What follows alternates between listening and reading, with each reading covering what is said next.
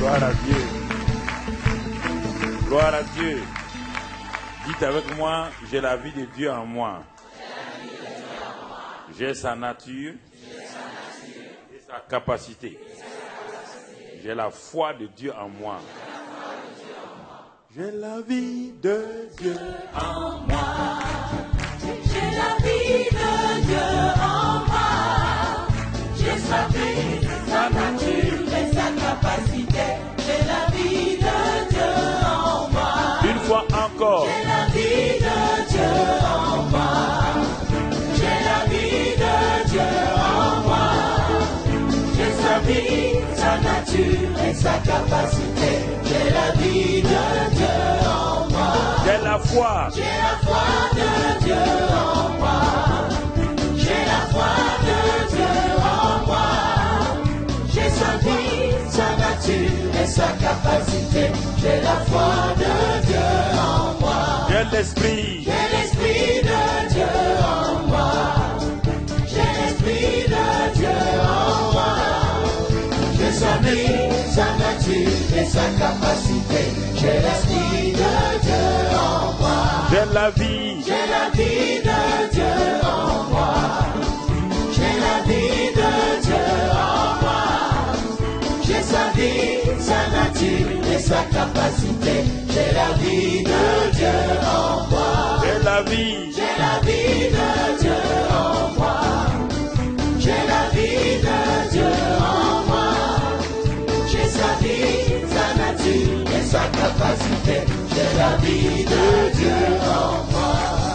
Je suis en route. En Canaan, je suis en route. En Canaan, je suis en route. En Canaan, je suis en route. Gloire à Dieu, je suis en route. Je suis en route. Je suis en route. En Canaan, je suis en route. En Canaan, je suis en route. En Canaan, je suis en route. Gloire à Dieu, je suis en route. Dis-lui. Si tu ne viens pas, si tu ne viens pas, Ne me retiens pas. Si tu ne viens pas, ne me retiens pas. Si tu ne viens pas, ne me retiens pas. Je suis en route, gloire à Dieu, je suis en route. si tu ne viens, Si tu ne viens pas, ne me retiens pas.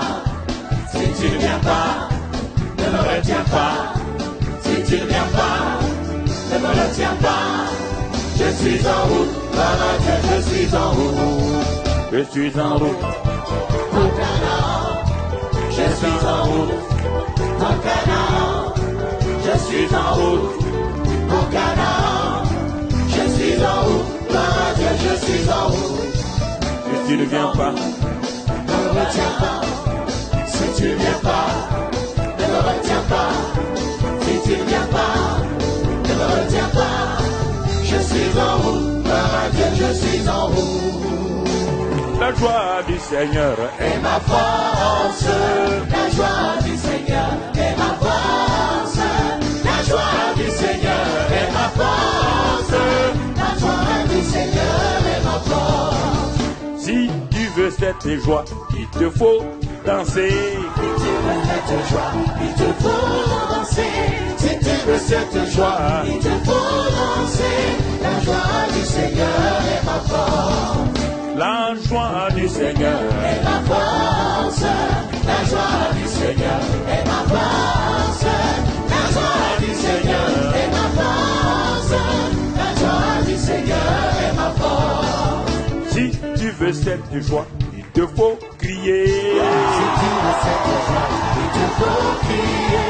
Si tu veux cette joie, il te faut crier. La joie du Seigneur est ma force. La joie du Seigneur Et ma force, la joie du Seigneur est ma force. La joie du Seigneur est ma force. La joie du Seigneur est ma force. libéré, il m'a libéré, libéré. Oui, j'ai la victoire, libéré du pouvoir de son péché. Gloire à Jésus qui m'a vraiment libéré. Libéré, il m'a libéré, libéré, ouais la victoire, libéré du péché de son pouvoir. Gloire à Dieu qui m'a vraiment libéré. La joie du Seigneur est ma force. La joie du Seigneur est ma force. La joie du Seigneur est ma force. La joie du Seigneur est ma force. La joie du Seigneur est ma force. La joie du Seigneur est ma force. La joie du Seigneur est ma force. La joie du Seigneur est ma force. Si tu veux cette joie, il te faut louer. Si tu veux cette joie, il te faut louer. Si tu veux cette joie, il te faut louer. La joie du Seigneur est ma force. La joie du Seigneur est ma force. La joie du Seigneur est ma force. La joie du Seigneur est ma force. La joie du Seigneur est ma force. La joie du Seigneur est ma force. La joie du Seigneur est ma force. La joie du Seigneur est ma force. La joie du Seigneur est ma force. Amen. Gloire à Dieu. Que le Seigneur vous bénisse. Que le Seigneur dans sa grâce. Voilà, asseyez-vous dans sa présence. Nous sommes à la deuxième session du culte dominical. Nous rendons grâce à Dieu pour la première session. Nous louons le Seigneur pour tous ses bienfaits et nous rendons grâce à Dieu. Nous allons voir ce matin, après avoir écouté tout ce que nous avons écouté cette semaine-là, il est bon de nous arrêter pour voir, puisque certains se posent la question, tout cela, comment ça va se faire, comment cela va se dérouler. Alors ce matin, je vais essayer de débroussailler un peu un terrain dont j'avais parlé l'année passée. J'avais soulevé ça un peu, c'est-à-dire la coexistence de la foi et de l'incrédulité chez le chrétien. Quel drame! La coexistence de la foi et de l'incrédulité chez le croyant. Voici un drame qui se trouve dans l'Église de Christ aujourd'hui. Comment réellement discerner? Parce que je vois déjà les gens qui se posent la question.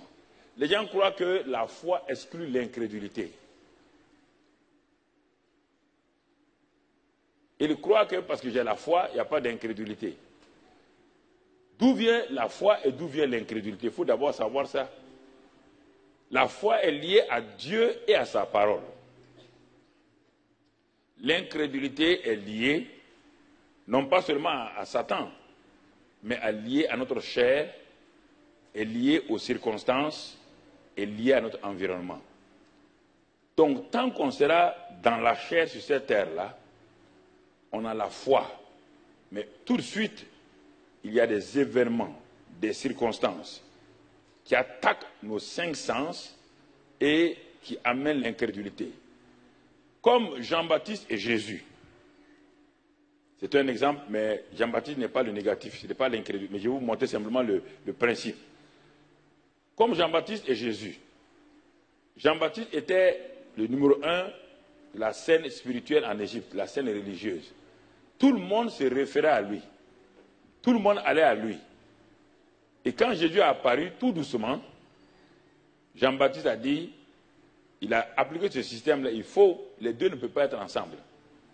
Parce que Jean-Baptiste était, en quelque sorte, la fin de tout ce qu'on appelle la loi. Il était le représentant authentique de la loi. Jésus était l'homme de transition. Il est né sous la loi, mais n'était pas la loi, parce qu'il est venu avec la grâce. Mais Jean-Baptiste, le prophète, était l'exemple même typique de la loi. Et quand la loi était là, et que la grâce est venue avec Jésus, la loi et la grâce, ensemble, ne peuvent pas aller. Donc il faut d'abord que la grâce domine la loi. Et même si la loi se manifestait, elle n'aura plus d'emprise sur les gens. Et c'est pourquoi Jean-Baptiste a dit, il faut qu'il croisse et que moi je diminue. Souvent, dans la vie chrétienne, le mouvement de foi qui a été suscité dans les années 47 à 45 avec des grands hommes de Dieu comme les William Branham et les autres qui ont suivi plus tard, les Kenneth Hagin qui ont suivi et tout. Ce grand mouvement de la foi a été une très grande chose aux États-Unis, mais ça a fait des dégâts. Parce que la foi était liée à l'onction qui reposait sur ces hommes et en particulier ces évangélistes. Ils étaient environ 300 évangélistes aux États-Unis qui faisaient des merveilles, des choses extraordinaires qui étonnaient le monde entier.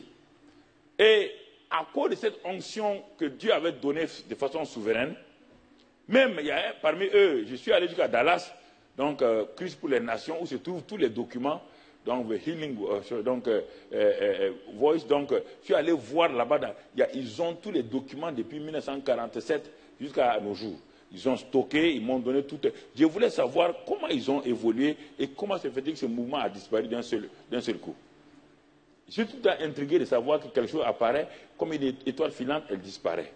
Pourquoi les choses de Dieu ne semblent pas durer? Je voulais savoir quelle en était la cause réelle. Pourquoi cela?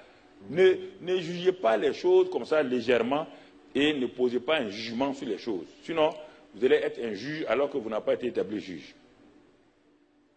Quand j'ai pris les documents qu'on m'a donnés en stock, j'ai amené ça au Burkina, je me suis assis dans ma chambre, j'ai lu tous les magazines, c'était des magazines, celui-là, les témoignages, comment ces grands évangélistes, les Jacques Coé, les A.A. Allen, donc tous ces grands évangélistes-là, certains venaient.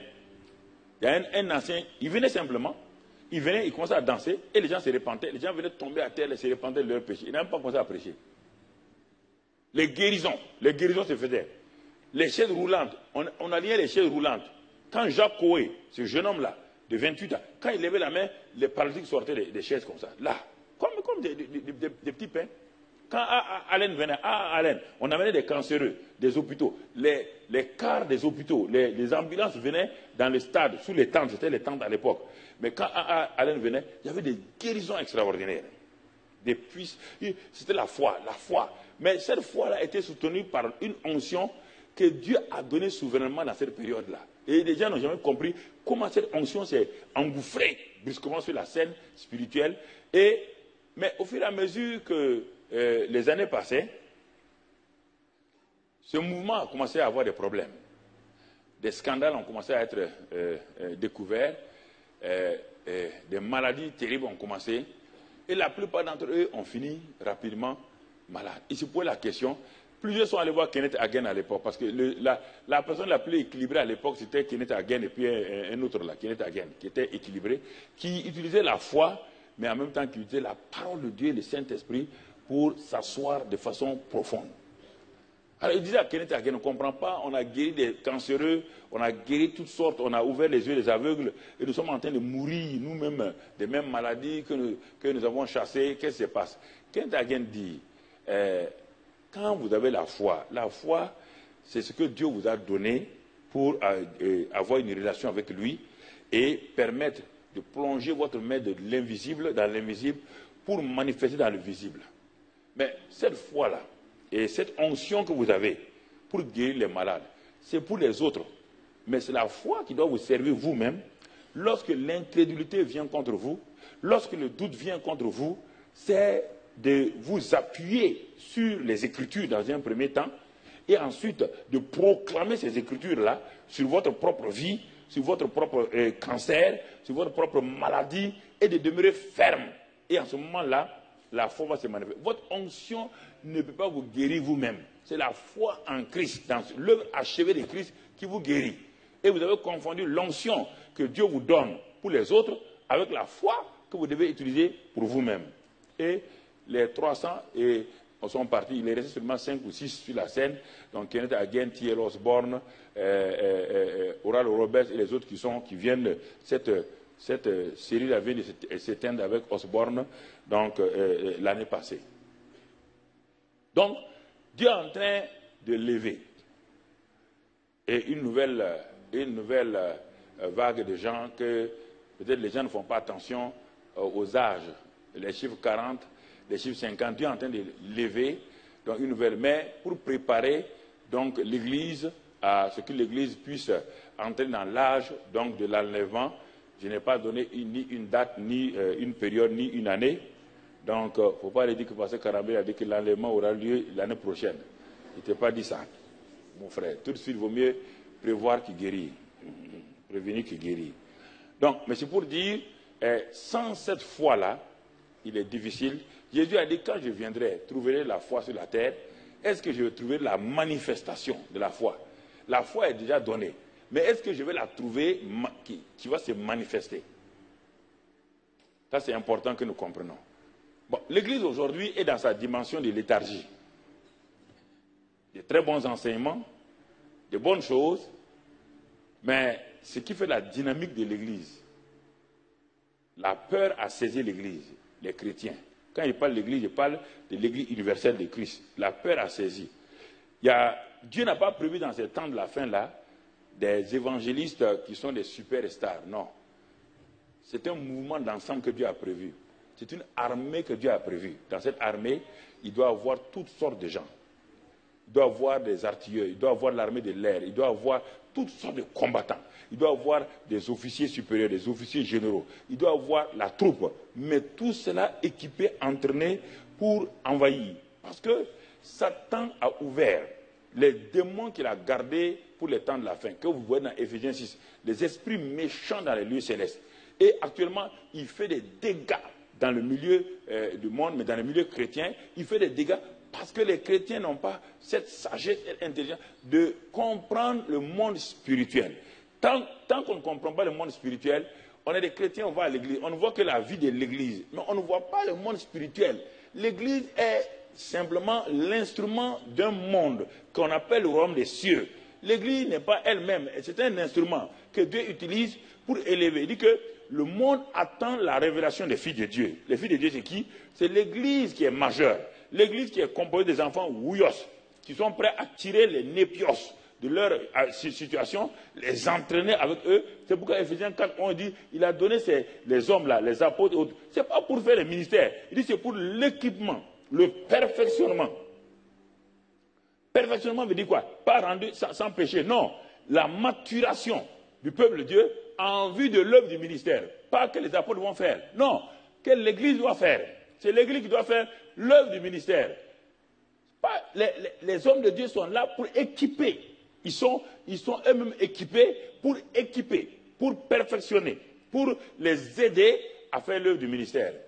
Mais tout cela est basé sur ce qu'on appelle la foi. Et si cette foi-là ne fonctionne pas, on va vivre dans le naturel. De temps en temps, de façon souveraine, Dieu fait quelques clins d'œil. On voit guérison ici, on voit un miracle là, mais on n'est pas dans le fleuve. Alors que Jésus a dit, des fleuves d'eau vive, des fleuves, pas un fleuve, des fleuves d'eau vive doivent couler. Et les ossements desséchés doivent revenir, parce que Dieu veut une armée. Alors, si la foi n'est pas bien comprise, on a une croyance qui est bien, mais qui ne déclenche pas le surnaturel. Le surnaturel est déclenché par la foi. Et la foi est surnaturelle. La foi n'est pas un élément naturel. Ce n'est pas une adhésion à une vérité. Ce n'est pas acceptation d'une vérité. La foi est surnaturelle. Elle a pour objet, donc, Christ. Elle a pour source Christ. Elle est liée à Christ, car Christ en est l'auteur et l'accomplisseur. Il est dit qu'il est celui qui est accompli, qui est l'auteur et qui est l'accomplisseur. Et Christ est cette parole-là dont la foi vient. Et quand il y a ça, la foi est là, elle opère toujours. Elle manifeste le surnaturel. Elle vous aide à sortir de votre situation naturelle qui semble vous paralyser et votre situation naturelle qui vous limite comme un donjon dans lequel vous êtes une prison. Et la foi vous amène à bouger ces choses-là et à sortir et à vous positionner. Et ça, c'est important. Et c'est pourquoi il est bon qu'on comprenne aussi l'incrédulité, parce que très souvent, les gens croient que quand on dit que tu es incrédule, là, ils sont fâchés. Non. L'incrédulité n'est pas un état définitif, mais c'est un état ponctuel qui se manifeste lorsque la foi qui t'a été donnée là, tu veux l'exercer, mais Satan va faire des choses, ou le monde va faire des choses qui vont t'amener à bloquer ta foi. Et c'est ce que nous allons voir ce matin. Alors, vous savez, si j'avais deux cordes ici, deux cordes de force égale et je tiens une des cordes là qu'on appelle la foi, et cette corde là est capable de me tirer pour aller de l'autre côté, et que si en même temps j'avais de l'autre côté une autre corde dans l'autre main gauche de la même force là, si je le prends en garde, je serais écartelé, parce que j'ai deux forces qui s'opposent et qui vont bloquer ma vie. D'un côté la foi, de l'autre côté l'incrédulité. Et ce qui fait que le chrétien ne bouge pas. Comprenez? Les deux sont liés à une force. Et c'est le chrétien qui est l'arbitre entre les deux. S'il lâche la corde de l'incrédulité, la foi va l'entraîner. Mais si il regarde, l'incrédulité est liée à ses sentiments. L'incrédulité est liée aux circonstances, aux réalités physiques qui sont là, qu'on ne peut pas nier. L'incrédulité est liée à des choses qui sont là. Ce n'est pas des choses illusoires. Non, c'est lié à ça. Mais la foi est liée aux choses invisibles, à Dieu lui-même, et l'angle de la foi est jeté, comme l'angle du bateau, est jeté au-delà, donc des limites de la terre, donc dans le ciel. En ce moment-là, quand le bateau est donc au port, et que l'angle du bateau est jeté sur le sol, quel que soit le vent, cet ancre-là tient le bateau solide. C'est ça la foi. C'est ça la foi. Alors, c'est étonnant, c'est incroyable, impossible. Je suis croyant. Je suis croyant. Je suis serviteur de Dieu. Je suis pasteur. Ah, mais qu'est-ce qui se passe? Pourquoi l'incrédulité montre son nez? D'où cela vient? Ne balayons pas ça du revers de la main. Ne disons pas non, frères et sœurs. La Bible est remplie de situations de l'Ancien Testament jusqu'au Nouveau Testament. La Bible est remplie de situations, de situations semblables. Et mettre ça du revers de la main de côté, c'est se tromper soi-même. Alors, l'Église doit avoir le courage de voir cette réalité et de chercher la solution adéquate à ce dilemme-là, la foi qui est confrontée à l'incrédulité. Et cette incrédulité surgit au moment où on ne s'attend pas. D'où elle vient-elle? Pourquoi elle vient? Et comment faire pour la vaincre? Ce que nous allons voir ce matin, pas à pas. Alors c'est pourquoi, écoutez attentivement quelques expressions pour que vous compreniez. Dans Marc 9, verset 24. Marc 9, verset 24. Je ne vais pas lire tous les versets, mais c'est simplement voici un cri. Il dit aussitôt, le père de l'enfant s'écria, je crois, viens au secours de mon incrédulité. Première déclaration. Vous voyez un homme qui croit. Il croit, c'est pourquoi il est venu vers Jésus et ses disciples. Il croit à la délivrance. Il croit à la guérison. Écoutez-moi très bien. Il faut écouter ce matin pour écouter attentivement. Aucun homme de Dieu ne peut rien faire au-delà de votre propre foi. L'homme est venu à Jésus, à ses disciples. Les disciples n'ont pu rien faire. Jésus est face à lui maintenant. Même la personne de Jésus qui est face à lui, l'homme dit, ah, voilà, il décrit sa situation naturellement. Et Jésus lui parle. Il dit, mais tout est possible à celui qui croit. L'homme, il dit, ah, ok. Il dit, ben, ok. Ah, je comprends. Je crois. Mais quand il dit, je crois, mais pourquoi ajoute-t-il, viens au secours de mon incrédulité? Il faut t'asseoir pour que le Saint-Esprit t'explique ça. Comment quelqu'un peut croire et il dit qu'il a une incrédulité? Ça veut dire qu'au moment où il croyait, l'incrédulité est venue comme une vague. Alors, l'incrédulité est venue sur ce croyant-là qui croit que Jésus est capable en même temps que l'incrédulité s'est levée comme une vague contre lui. Deuxième verset qu'on va lire, Hébreux 3, verset 16. Hébreux 3, verset 16. Qui furent en effet ceux qui se révoltèrent après avoir entendu la parole, sinon tous ceux qui étaient sortis d'Égypte sous la conduite de Moïse. Et ensuite, et au verset 19. Aussi voyons-nous qu'ils purent y entrer à cause de leur incrédulité. Deuxième exemple, pour vous montrer que depuis l'Ancien Testament jusqu'au Nouveau Testament, on voit ça. Israël a vu la puissance de Dieu contre Pharaon. Ils ont vu toutes sortes de miracles. Toutes sortes de miracles. Et c'est par ces miracles-là qu'ils sont sortis. Et le dernier miracle, c'est le miracle de la Sainte Seine, appliqué. Exode 12. Du sang de l'agneau appliqué sur les linteaux des portes, sur les poteaux, et ils ont mangé la chair et l'herbe amère, ils ont vu tout cela, et ça a fait que Pharaon et son armée ont été mis en déroute dans la mer Rouge. Donc ils avaient tout. Mais alors comment des gens qui ont vu tant de miracles, et qui voient la présence de Dieu au-dessus d'eux, qui voient le pain du ciel descendre, qui voient l'eau sortir du rocher, qui ont vu la guérison du serpent, les serpents qui les ont mordus, ils ont vu, en regardant simplement la perche là, qui est le symbole de la croix, ils ont été guéris instantanément. Comment des gens qui ont vu tant de miracles ne sont pas rentrés dans la terre promise dans leur héritage? Pourquoi ne sont-ils pas rentrés? Je vais vous laisser ça pour réflexion, pour que vous rentrez en vous-même. Pourquoi, malgré tout ce qu'on a dit toute cette semaine-là, ça va t'aider à balayer, à nettoyer, à purifier des choses encore que tu ne saisis pas. Ils ne purent pas entrer. Ils ont vu des miracles et des miracles. Et la Bible dit, à cause de leur incrédulité, comment des croyants qui ont cru, qui ont marché, et en même temps ils ont l'incrédulité. Troisième exemple, Romains 4, verset 18. Tout ça, c'est pour t'interpeller et que tu comprennes. Romains 4, verset 18. Espérant, ça c'est, on a vu ça avec Abraham hier, mais on le reprend sous notre forme. Abraham a espéré contre toute espérance, il crut. Vous entendez? Il a tellement espéré qu'il a passé de l'espérance, il a cru. Donc il est passé de l'espérance, il a cru maintenant. Et quand il a cru, en sorte qu'il devint père d'un grand nombre de nations selon ce qui lui avait été dit, telle sera ta postérité. Donc Abraham a espéré, premier verbe, il a espéré. De l'espérance, il est passé à la croyance.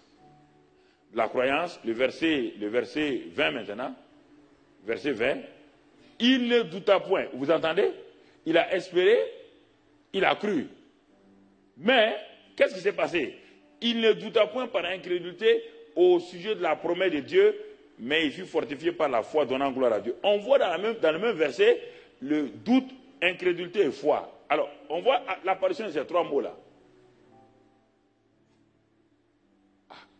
Mais s'ils étaient opposés, si le fait d'avoir la foi, l'incrédulité disparaissait, pourquoi on parle d'incrédulité ici? Qu'est-ce qui a fait mettre au dehors le doute et l'incrédulité? Il dit qu'il fut fortifié par la foi, donnant gloire à Dieu. Il a constaté que son corps était déjà usé. Il a constaté que le sang de Sarah était là. Mais il a commencé à espérer. Il a commencé à espérer. Et quand il a continué à espérer, il crut à la promesse de Dieu. Et dans cette croyance-là maintenant, quand il veut évoluer, il se rend compte que de tous les côtés, l'incrédulité et le doute sont en train de venir. Qu'est-ce qu'il a fait? Il a commencé à se fortifier par sa foi. Donc il a mis la foi en marche. Ah, il aurait pu s'arrêter pour dire, mais Seigneur, mais tu ne comprends pas, je crois. Mais pourquoi il y a l'incrédulité qui vient? Pourquoi le doute vient? Pourquoi? Pourquoi ça vient? Pourquoi ça vient?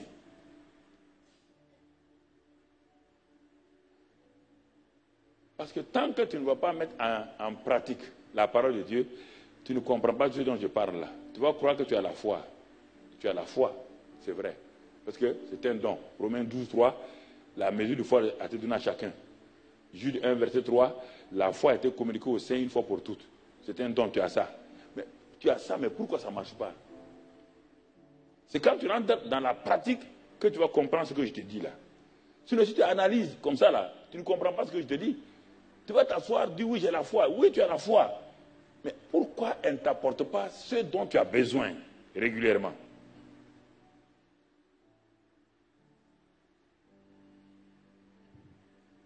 Il espéra, il crut. Et le doute et l'incrédulité sont présentés. Il a dit au doute et à l'incrédulité, non. Je continue à croire et j'utilise ma foi pour vous bloquer. Il a utilisé sa foi pour crucifier le doute et l'incrédulité. Comment ça se fait? Quel est cet exercice-là? Comment je peux utiliser ma foi pour dire à mon doute et à mon incrédulité de partir? Toute la question du christianisme, la victoire du chrétien est là. C'est pourquoi quand tu lis Hébreux 11 là, tu vas voir, par la foi, ils ont fait ça. Par la foi, il a construit un bateau. Par la foi, il a construit un bateau quand tout le monde venait se moquer de Noé, quand tout le monde se posait la question, Noé, pourquoi tu construis un bateau? Il dit, mais le bateau là va flotter sur l'eau.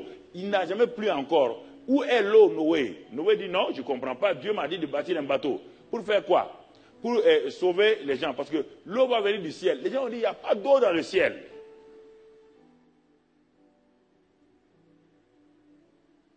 C'est pourquoi je vous ai dit l'autre jour que la foi est une folie.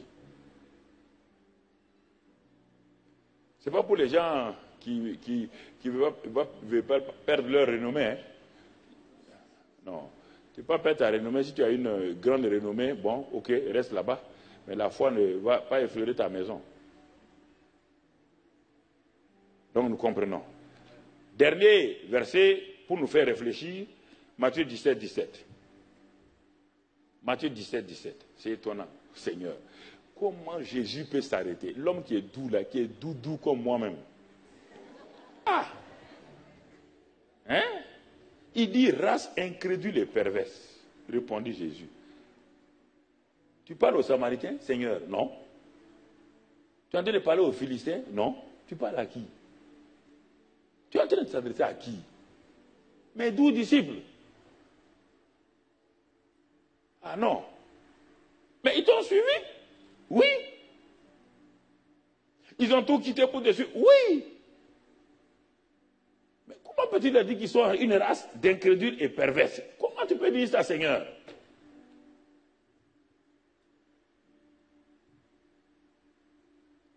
C'est pas méchant. Non. Il est en train d'attirer votre attention sur quelque chose. Donc, ces 4 versets-là, si vous allez en retraite avec ces 4 versets-là, et que vous vous placez devant le Seigneur, il va vous dire votre vie, ce qu'il y a. Exactement les problèmes, ce que vous croyez croire là. Vous allez vous rendre compte que ce n'est pas ça. Ça, c'est des versets avec lesquels on rentre dans un temps de retraite. On s'en va loin. On part se cacher et on ouvre la Bible, son cahier, et on commence à étudier ces versets et on commence à prier. Seigneur, est-ce que cela ressemble, ces 4 cas-là? Est-ce que je suis dans ces 4 cas-là? Et si je suis là-dedans, comment m'en sortir? On ne s'en sort pas une fois pour toutes. C'est les combats continuels et journaliers. C'est ça qui fait que les gens abandonnent. C'est un combat. C'est pourquoi Paul dit que lui a gagné le combat de la foi. On n'a pas dit contre les démons. Le combat de la foi n'est pas contre les démons. Non, mon ami. Le combat de la foi est contre toi-même. C'est toi-même.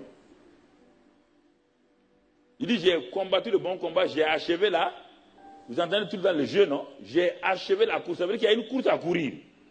Et dans cette course-là, il y avait un couloir. Il n'a pas regardé le couloir de Pierre. Il n'a pas regardé le couloir de Jean. Il n'a pas regardé le couloir de Barnabas. Barnabas a été ton mentor. Mais non, quand tu commences la course, à un moment donné, tu as un mentor. Ça, avant d'être dans votre couloir. Le mentor t'entraîne.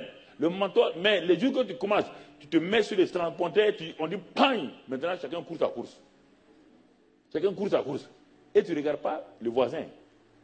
Paul dit, moi j'ai couru. Il n'a pas dit, nous avons couru avec Barnabas. Il dit, j'ai couru ma course.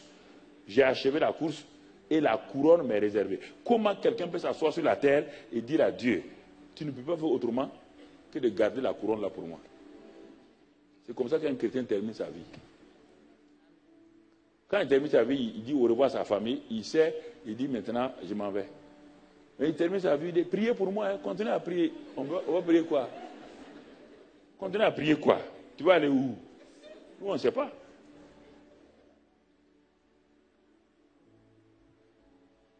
Je voudrais que vous réfléchissiez sérieusement pour voir. Vous êtes des très bons chrétiens. Vous avancez. Mais ce qui vous bloque, c'est ça là. Et c'est ce qui fait que qu'aujourd'hui, les gens se sont positionnés dans le christianisme et qui font des dégâts. Ils sont positionnés comme des gens qui ont la foi pour aider le peuple de Dieu. Ça ne marche pas. Personne ne peut remplacer votre foi. La femme, son mari ne peut pas remplacer sa foi, et l'homme, sa femme ne peut pas remplacer sa foi. Mais les deux peuvent s'entraider. Les deux peuvent s'entraider, d'accord. Parce que si un chasse 1000, deux chassent combien? Voilà. Mais il faut que d'abord, si on dit 2, ça veut dire que chacun doit venir à sa foi, oui ou non? Mais si toi tu viens avec 0, 0, 1 plus 1 égale quoi? Il regarde 1. Donc, on va salir tout en combien? 1000. Pas 2000, pas 10 000.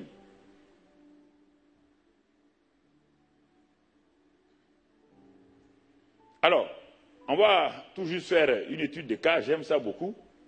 C'est une déformation de marketing. Étude de cas. On va retourner dans Matthieu 17. J'ai parlé de ça la dernière fois, mais je n'ai pas développé, mais je voudrais m'arrêter aujourd'hui de développer. Matthieu 17, verset 19-20. 19-20. Alors, les disciples s'approchèrent de Jésus et lui dirent, en particulier, c'est-à-dire en secret, quand ils avaient honte de parler ça en public parce que c'est pas bon. En particulier, pourquoi n'avons-nous pu chasser ce démon? Jésus répond, la réponse de Jésus, c'est à cause de votre incrédulité, leur dit Jésus. La réponse est simple. Ne va pas aller vite avec jeûne et prière là. Laisse, on va arriver. Tu as trop gêné. Même ton démon de migraine n'est pas parti. Le petit démon qui te fatigue derrière toi là n'est pas parti encore. Pas besoin de gêner. Tu as déjà l'autorité sur les démons. Même ceux qui n'étaient pas nés de nouveau avaient l'autorité sur les démons. Faut pas. On dit ce démon. Pourquoi ce démon là? Quand on dit ce démon là, on ne parle pas de la force de ce démon là. Tu vois, voilà. On ne parle pas de la. Il n'y a pas un démon qui est fort. Si Satan, je peux bloquer Satan et ses démons.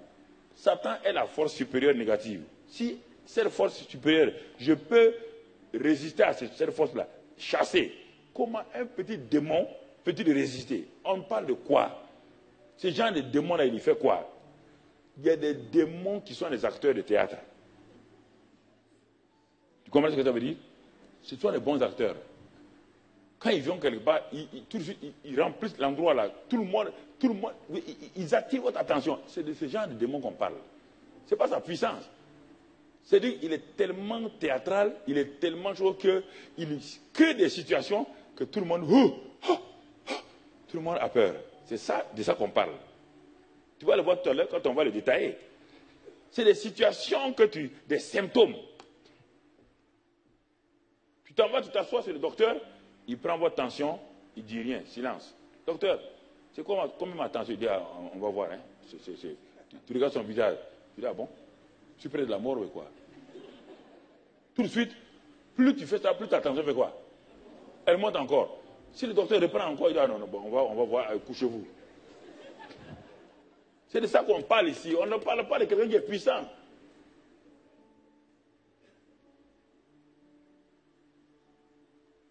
Ça fait plus de 6000 ans que Satan connaît l'homme. Oui ou non?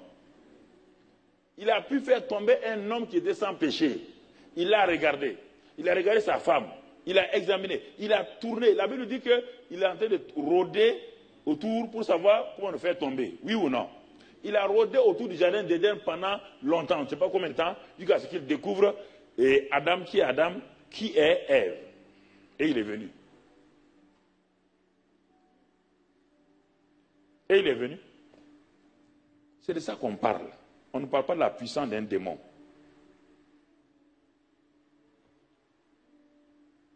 Pas le démon fait que vous-même vous vous terrassez. Vous-même vous tombez. Alors, on voit ici, ces disciples-là, ce sont des croyants, ce ne sont pas des incroyants. Ils croient déjà, ils croient, c'est pourquoi ici on les appelle disciples. Ils croient, tu es un disciple de Jésus, tu crois. Ce n'est pas des choses négatives qu'on parle seulement. Écoutez, quand vous écoutez un message de ce genre-là, enlevez tous les écouteurs négatifs là. Écoutez pour voir ce qu'on est en train de dire pour t'aider. Il ne faut pas tout de suite être négatif. Il y a des gens qui sont négatifs, dès qu'on parle de ça, incrédulité ne veut pas dire que tu es négatif. Non. Ils croient déjà. Et deuxièmement, ils ont reçu l'autorité, on va lire dans Luc 9, ils ont déjà reçu l'autorité de chasser les démons. Luc 9, verset 1. Jésus ayant assemblé les 12, leur donnant force et pouvoir sur quelques démons.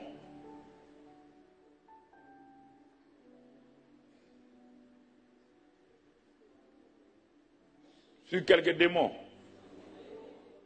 faut réagir. Il faut réagir tout le temps. Parce qu'il faut que vous réagissez pour qu'on sache si vous comprenez. Vous êtes assis bogo comme ça, peut-être vous pensez à... Non, là, je préfère vous parler clairement. Vous êtes assis comme ça, on dirait... Ce n'est pas une conférence de presse, hein.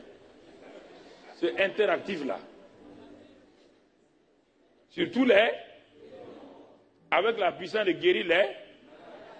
Donc ça veut dire que ces gens qui disent là, pourquoi on n'a pas pu chasser ces démons là, ils ont déjà chassé quoi? Ils ont déjà chassé des... C'est la première fois? Marc 6, lisons Marc 6, verset 12. Marc 6, verset 12. Ils partirent et ils prêchaient la repentance. La suite. Ils chassaient beaucoup de démons et ils soignaient d'huile beaucoup de malades et les guérissaient. Ils ont déjà chassé des démons. Ils ont déjà chassé des démons. Ce sont des croyants. Ils ont déjà expérimenté. Ce n'est pas tous les jours que l'incrédulité se passe chez toi. Mais la plupart du temps, quand il vient là, que fais-tu? C'est de ça qu'on veut parler. On n'a pas dit que tu es nul. Non. On dit que tu opères déjà. Mais tu es insatisfait. Il n'y a pas de satisfaction. Tu es frustré parce que les problèmes majeurs, les besoins majeurs ne sont pas exaucés. C'est de ça que je parle ce matin. Tu as déjà eu des résultats dans ta vie, dans ton ministère ou dans ta famille. Tu as déjà eu des résultats. Mais il y a quelque chose qui ne va pas. C'est-à-dire que les plus grands problèmes de ta vie ne sont pas résolus.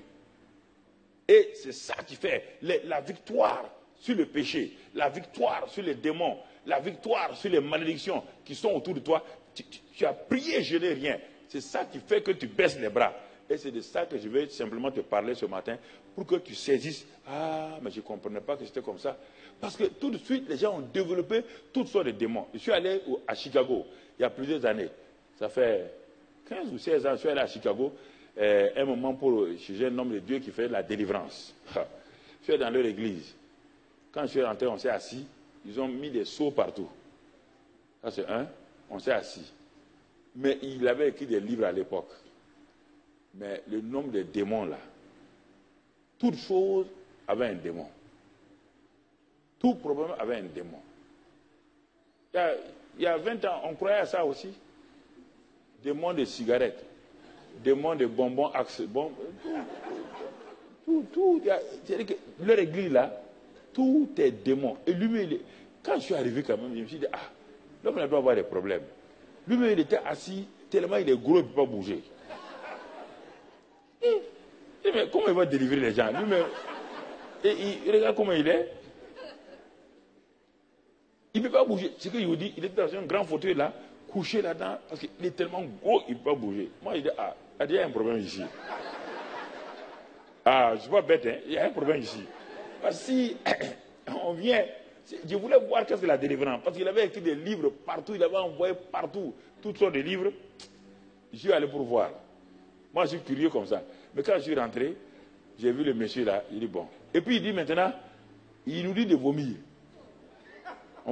Tout le monde avait un seau, mon frère.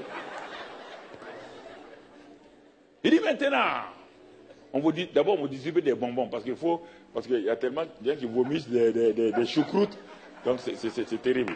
Donc on vous distribue des bonbons, vous sucez ça, pour avoir une bonne haleine et tout. Ah, il dit mais ça c'est quelle technique? Est-ce que les démons là, c'est les bonbons qui vont les chasser?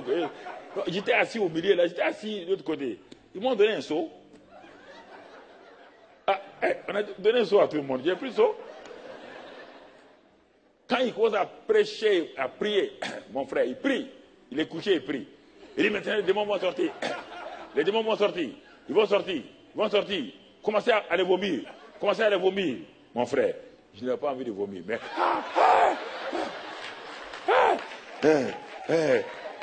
mais heureusement qu'aucun de mes chrétiens était là-bas.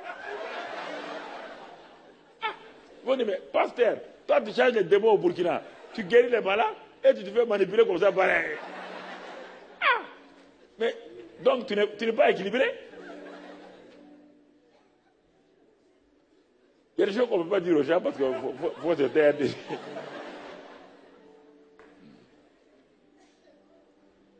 On a vomi force. Tes intestins à moi tout le monde. Wow. Ah, On a dit de vomir. Il faut vomir. Le démon, quel démon, je ne sais pas. Il faut vomir. Oh, les gens ont vomi, hein. On dit les démons sortent maintenant. Ça sort. Et puis on veut mettre. Il y a des gens, ils ont des mouchoirs. Ils viennent mettre. Et quand tu vomis là, on met la main sur le dos, non? Pour t'aider. On dit oui, allez-y. Go, go, go. Now, now, now, now, now. C'est en train de sortir. Or, ton intestin qui est en train de sortir. Ce n'est pas le démon. Tu n'as pas mangé le matin. C'est que tu vomis là. C'est l'intestin qui est en train de sortir. Quand moi j'ai échappé à ça, j'ai dit Seigneur, merci. Quand je suis revenu au Burkina, j'ai pris tous les livres là, j'ai mis de côté. Ah, ça c'est quel livre? Vous comprenez? Il y a des choses comme cela. Donc, vous voyez, il y a des cas qui sont semblables et on a des difficultés, on s'engouffre dans des choses et on se trouve maintenant en plein. Et c'est ça qui se passe dans le monde aujourd'hui. Les gens ont inventé des démons partout. Des démons partout. Les démons générationnels. S'il y a un démon, écoutez, non, il faut qu'on soit logique. S'il y a un démon générationnel, je ne dis pas non, hein, moi je ne suis pas au courant de l'histoire, donc je ne peux pas dire non. S'il y a un démon générationnel, les démons là, on doit les charger jusqu'à qui? On doit les charger jusqu'à qui? C'est ton grand-père qui a amené ce démon là. C'est ton grand-père qui a à Lumumbashi, qui a fait tomber l'humanité.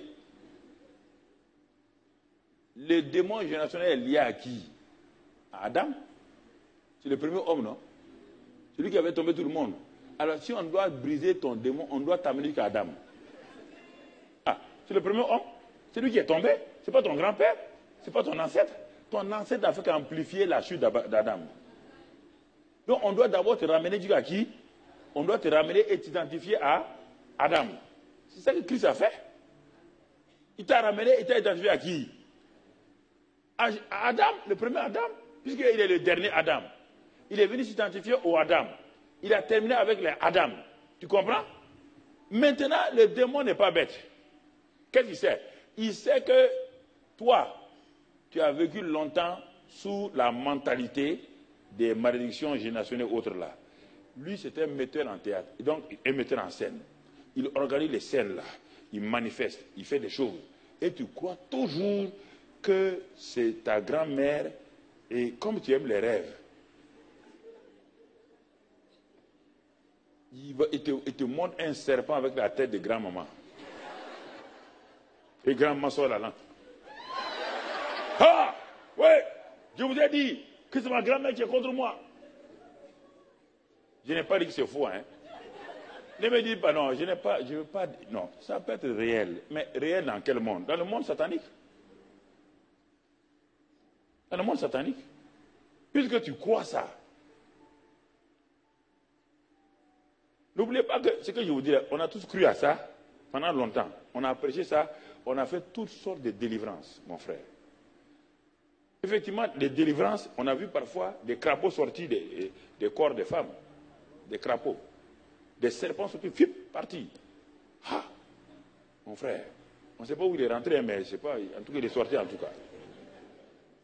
On a vu ces choses-là. Mais quand on te braqué sur ça uniquement, on n'a pas de joie. On n'a pas de joie. Et puis quelqu'un est venu un jour, il nous a dit que lui, il était ancien premier ministre de Satan. Ancien premier ministre de Satan. Moi, j'ai douté quand même à ça. Non, je me suis dit, ah non, il faut être intelligent parfois. Il faut être intelligent. Si il était ancien premier ministre de Satan.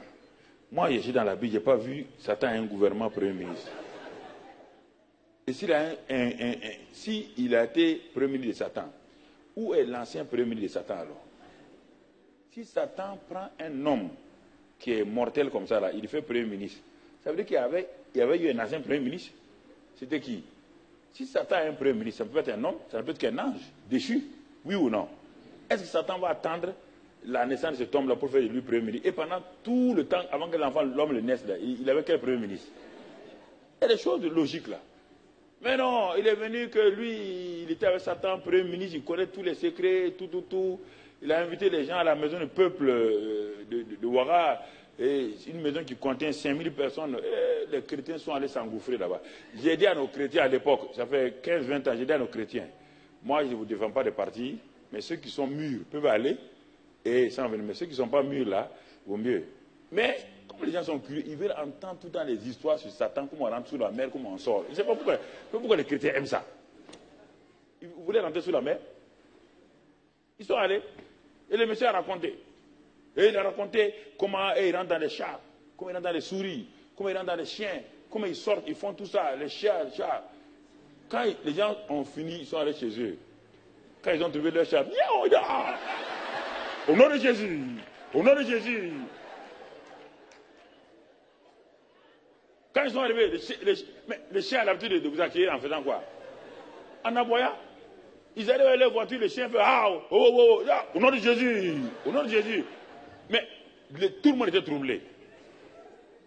Ils ont commencé à venir un à un, des pasteurs. Il faut nous délivrer. Vous dites, moi, je ne vous ai pas lié, il faut vous délivrer. Je vous ai dit de ne pas aller. Vous avez cru que nous, on n'a pas la puissance. Moi, je n'étais pas planton de Satan, appelé pour un premier ministre. Non, mais si vous ne croyez pas, allez-y. Il dit, vous voyez cet homme-là, il va disparaître. Il a disparu. C'était des scandales.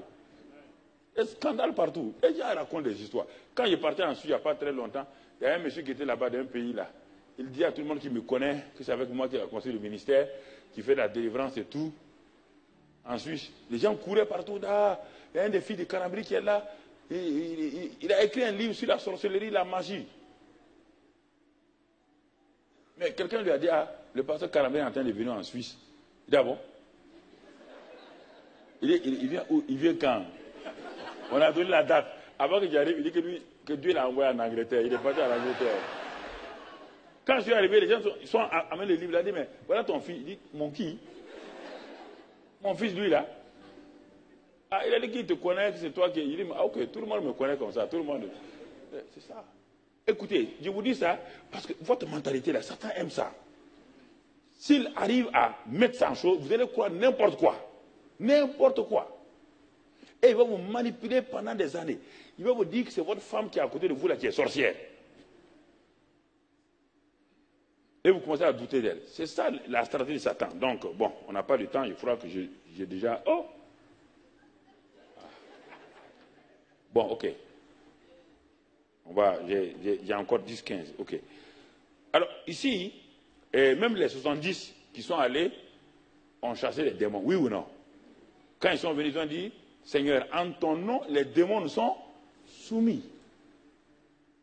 Même, ils ne sont pas parmi les 12, hein, les 70 qui sont des laïcs, là, ils ont dit, les démons nous sont soumis en ton nom. Retenons la réponse de Jésus, à cause de votre incrédulité. Retenons ça. À cause de mon incrédulité. Alors, qu'est-ce que l'incrédulité? J'ai déjà la foi. Romains 12, 3. On ne va pas le lire. J'ai déjà la foi. C'est ça qui a fait que je suis devenu chrétien. J'ai la foi. Cette mesure de foi a été donnée à chacun. Jude 1, 3. La foi a été transmise au Saint une fois pour toutes. Donc, ces deux versets me suffisent largement. J'ai la mesure de foi et la foi dont j'ai besoin là a été transmise au Saint une fois pour toutes. Alors, nous allons voir maintenant les trois principales sources d'incrédulité. Les trois principales sources d'incrédulité. La première source d'incrédulité, toujours, et c'est au niveau donc du monde. Ça, c'est l'incrédulité primaire. C'est-à-dire qu'elle vient du fait que tu n'es même pas encore chrétien. Elle est liée à quoi? Elle est liée à l'ignorance que tu as de Dieu et de sa parole. Tout le monde commence là-bas. Tout le monde commence dans une incrédulité notoire. Ça, c'est l'incrédulité primaire, qui est liée à l'ignorance de Dieu et de la parole. Et pour sortir de cette incrédulité-là, il faut que quelqu'un me prêche la parole. Nous étions tous incrédules dans ce monde-là, ne connaissant pas Dieu. Il a fallu que quelqu'un nous prêche la parole un jour, que quelqu'un nous envoie la parole. Et la parole est venue nous trouver dans notre ignorance, et la parole nous a éclairés, et la parole nous a donné la foi. La foi vient de ce qu'on entend. Et ce qu'on entend vient de la parole de Christ. Ça, c'est le premier niveau primaire de l'incrédulité. Et quand on est sorti de cette incrédulité, on est devenu des croyants. Donc l'incrédulité primaire ne concerne pas le chrétien, ça concerne d'abord celui qui ne connaît même pas du tout Dieu. Mais si le chrétien qui est sorti de cette incrédulité-là ne prend pas sur lui l'engagement de méditer la parole de Dieu là, il ne sera pas un incrédule notoire, mais il ne sera pas loin de ça. C'est par la parole de Dieu que votre foi, l'information que vous avez sur du logos et du graphos, cette information va vous aider à sortir de l'ignorance. Dieu dit, mon peuple périt par manque de connaissance. Donc, le premier incrédule, c'est le païen. Il a reçu la parole. Il est devenu peuple de Dieu. Mais il n'étudie pas, il ne médite pas la parole de Dieu pour que maintenant, il soit quelqu'un qui soit bien instruit pour opérer. Il continue à écouter les messages seulement des pasteurs. Il continue à aller à l'église et il n'a pas de relation avec la Bible. Alors mon frère, ça sois sûr, tu n'iras pas loin. Ça, je te le dis clairement, tu n'iras pas loin. Quelqu'un qui ne médite pas la parole de jour et nuit, Dieu a dit à Josué, jour et nuit. Si tu ne lis que ta Bible de temps en temps, mon frère, sois sûr, ce n'est pas une prophétie, tu ne peux pas vaincre, jamais. Personne ne priera pour toi, tu vas vaincre. Ça n'existe pas. Ne te laisse pas tromper. Hein. Qui va le faire?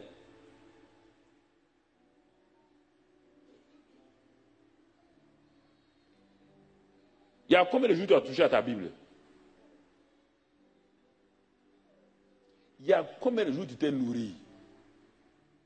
Puisque la Bible, Jésus dit que la parole de Dieu est un genre de nourriture. Mais pour qui? Si la nourriture que tu manges, déjà, quand ta femme ne prépare le plat de midi, tu es déjà fâché contre elle. Pourquoi tu ne te fâches pas quand tu ne lis pas la Bible toi-même? Fâche-toi contre toi. Tu ne te nourris pas. Comment ton esprit intérieur, celui qui connaît Dieu là, comment va-t-il connaître Dieu si ton esprit est ignorant? Comment va-t-il combattre Satan si ton esprit est ignorant? On ne combat pas Satan avec ses muscles. Satan n'a pas de muscles. Jésus dit, l'homme ne vivra pas de pain seulement. Ça, c'est le corps. Mais l'homme vivra de toute parole qui sort de la bouche de Dieu. L'homme, quel homme? L'homme spirituel. L'homme dans son esprit vit de la parole. Mais si tu ne médites pas la parole, comment tu peux avoir le succès? Et c'est ça qui est le drame. Je vois, je dis, mais comment un chrétien qui ne médite pas la parole, il va être vainqueur comment? Sur quoi tu vas te prier? Sur quelle base tu vas prier? Sur quelle base? Quel est ton fondement? La deuxième incrédulité, en dehors de l'incrédulité primaire, bon, on peut lire Proverbe 4, 20, hein, et regarde, tu vas noter ça, Proverbe 4, 20, 22, on va le lire simplement, Proverbe 4, 20, 22. Il dit, mon fils, sois attentif à mes paroles. Prête l'oreille à mon discours. Qu'il ne s'éloigne pas de tes yeux. Garde-les dans le fond de ton cœur et regarde le résultat, car c'est la vie pour ceux qui les trouvent, c'est la santé pour tout leur corps. Je n'ai pas besoin de quelqu'un d'autre. Dieu me dit à moi, si je suis attentif à ces paroles, attentif, pas la prédication, hein, la parole de Dieu, je suis attentif à ça, je prête toute mon attention à ça, quand je la médite. Je prête l'oreille maintenant, quand quelqu'un est en train de me parler, la prédication. Mon attention est déjà fixée sur la parole, en la méditant. Maintenant, je vais à l'église. Je prête mes oreilles à ce que l'homme de Dieu me dit. Parce qu'en ce moment, mes oreilles entendent ce que l'homme de Dieu me dit. Ça vient confirmer ce que moi-même j'ai médité. Et ensuite, qu'il ne s'éloigne pas de tes yeux. Que mes yeux soient fixés, sur la parole et non pas sur les symptômes, et non pas sur les circonstances. Et je fais quoi? Je les garde au fond de mon cœur. Dieu me dit clairement, c'est la vie pour ceux qui le trouvent, c'est la santé pour tout leur corps. Alors, si tu n'as pas de relation avec la parole, la première chose, quand les gens viennent dans mon bureau pour prier, que je prie pour eux, je leur demande quelle est leur relation avec la parole. Ne vous aventurez pas à prier pour les gens sans leur demander ça. Ok, merci. Ah, merci. Ne vous aventurez pas à prier pour les gens, ils vont vous traiter d'incrédule. Vous n'allez pas réussir. Le gars il rentre dans ton bureau incrédule. Il s'assoit devant toi. Toi, tu crois que tu as l'onction. Ton onction ne peut rien faire devant un incrédule. Parce qu'il croit que tu es le féticheur, le marabout du village. Ou là-bas, on va, on croise quoi? Les bras, on donne 500 francs, on s'assoit, et puis il est assis, il fait kiri, kiri, kiri, kiri. Non, non, non, non. Non, non, non, ça c'est. Non, un pasteur n'est pas ça. Je préfère vous dire, il y a des nouveaux qui sont là, qui n'ont pas atteint, c'est pour vous aider, pour que vous ne vous preniez pas dans tout Paris, chercher les gens. Vous devez trouver un pasteur comme ça, mais c'est du faux. D'abord, on donne la parole à celui qui est malade. Quelqu'un qui est malade, je ne prie pas pour quelqu'un qui est malade en disant je vais prier pour lui, il n'y aura rien. Je lui dis, est-ce que la parole de Dieu là, il croit ça? J'ouvre la parole, tous les passages, je lui donne des comprimés de guérison. Exode 15, 26, je suis l'Éternel qui te guérit. Exode 23, 25, je vais éloigner la maladie de toi. Et le psaume 107, verset 20, j'envoie ma parole pour les guérir. Le psaume 103, il nous guérit de toutes les maladies. Et je continue, et je vais dans beaucoup d'autres endroits. Donc, Ésaïe 53, verset 4, 5, 6, où il dit qu'il a pris nos infirmités. C'est par ses meurtrissures. Je continue Matthieu 8, 17. Ensuite, de 1 Pierre 2, 23, 24. Je prends toutes ces choses-là, 3 Jean 2, et je mets la foi, j'active la foi de la personne. Parce qu'on dit que si deux se mettent d'accord pour prier, Dieu répond. Mais lui n'est pas d'accord à la parole. Il vient me voir à moi et me croit que moi j'ai une puissance pour... Non, mais son incrédulité va empêcher. C'est pourquoi, frère, vos pasteurs font tout pour vous dire, collez-vous à la parole. Ils sont là en train de prêcher la parole. Mais si un élève qui a un professeur, le meilleur professeur du monde, dans l'amphithéâtre, on lui enseigne tout, il refuse lui-même de faire une étude personnelle à la maison, il ne réussira à aucun de ses examens. Il est impossible de prendre simplement, de s'asseoir là, les bras croisés, d'écouter un professeur et d'aller passer son baccalauréat, sans étudier. Je préfère vous parler, et je crois qu'il faut que vous soyez courageux et que vous voyez ça. Ces hommes-là, ils passent leur temps 2 heures, 3 heures en train de crier à Dieu. Ils sont à genoux en train de pleurer, crier à Dieu. Ils lisent la Bible. Ils sortent de là pour venir vous donner ça. Maintenant, ayez l'obligeance et l'honneur et appliquez la loi d'honneur. Retirez-vous. Si cet homme-là, il laisse sa femme, ses enfants, il crie pour nous, ce qu'il m'a donné là, je vais aller m'asseoir. Je prends un temps. Je cherche un temps.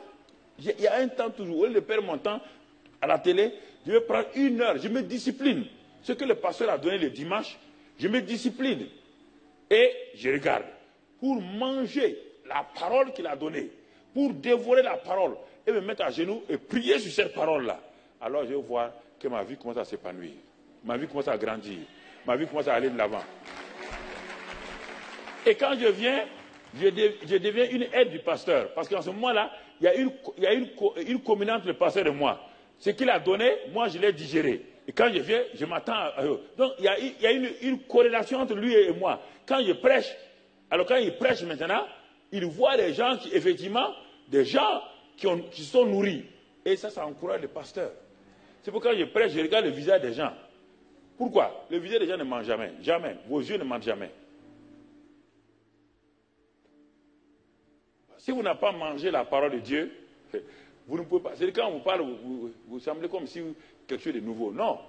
Quand vous la mangez, vous voyez, et quand quelqu'un a mangé, quelqu'un a faim, tu le sais. Quelqu'un n'a même mangé, tu le vois déjà, quand il a mangé. Il est content. Mais quelqu'un qui ne mange pas la parole de Dieu, il est tout le temps négatif. Ah oui, mais vraiment, on nous fatigue ici, on ne sait pas, mais tout le temps, quand on va prier pour nous, ce n'est pas la prière qui est importante d'abord. Ce qui est important, c'est la parole. Et la présence du Saint-Esprit en vous. L'homme de Dieu s'échine à vous communiquer la foi. C'est cela.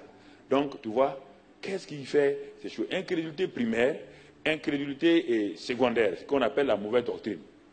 C'est la deuxième source d'incrédulité. Après l'incrédulité primaire, l'incrédulité qui vient de la mauvaise doctrine. Quand Paul est arrivé à Bérée, Paul a dit que Jésus-Christ de Nazareth qui est venu sur la terre, c'est lui le Christ. Les Béréens ont dit non, ce n'est pas vrai. On avait déjà saturé les Béréens en disant que Jésus était un faux prophète, était le faux Messie. Mauvaise doctrine. Qu'est-ce que Paul a fait? Paul a fait des miracles. Il n'a pas fait des miracles devant les Béréens. Non. Paul n'a pas dit, bon, je vais guérir quelqu'un et vous allez croire. Non, non, non. Paul sait que même s'il guérit quelqu'un, personne ne croira. Parce qu'on a mis dans leur tête que Jésus-Christ qui est venu là, c'est le faux Messie. Ce n'est pas le vrai Messie.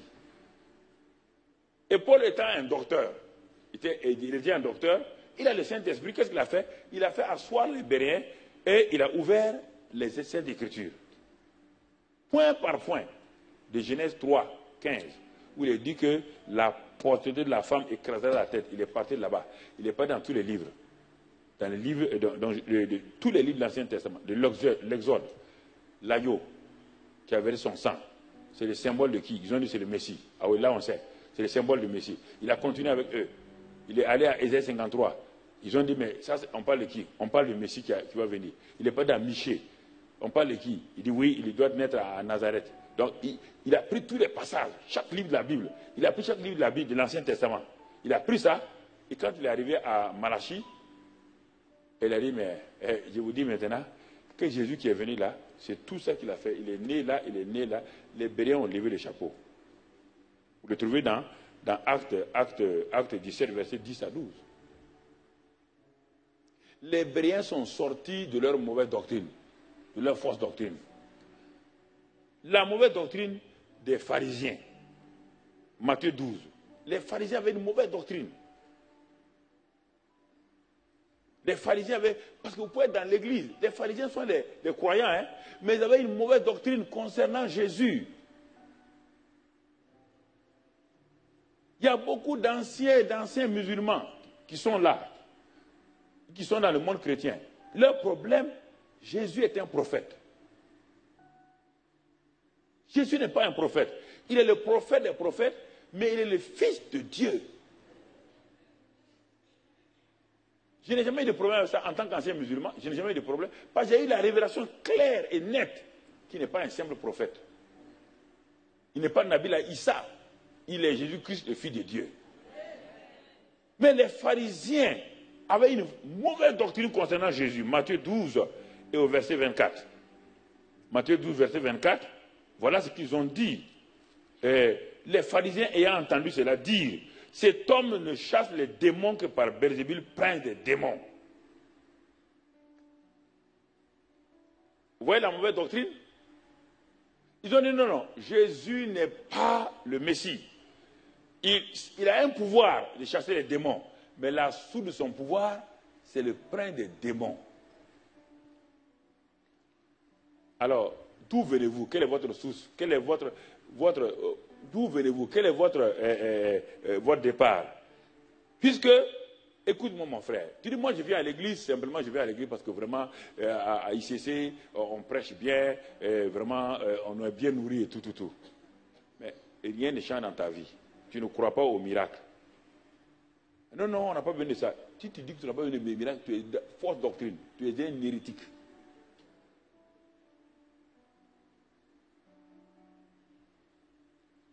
Le Dieu des miracles n'est pas...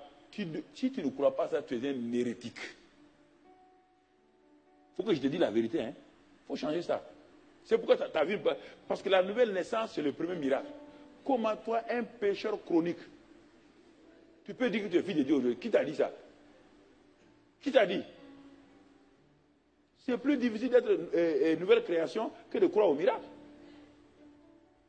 Le premier des miracles, si Dieu n'est pas le Dieu des miracles aujourd'hui, s'il est le Dieu des miracles du passé, ça veut dire qu'il n'y a que ceux qui sont dans la Bible qui ont été sauvés. Donc il n'y a pas de salut aujourd'hui parce que le Dieu des miracles ne fait plus de miracles et la nouvelle naissance est un miracle. Donc il n'y a pas de miracle de la nouvelle naissance. Il n'y a pas de nouvelle création. Donc nous sommes des faux témoins. Donc tous les livres qu'on a écrits sur la nouvelle création, et tout est faux.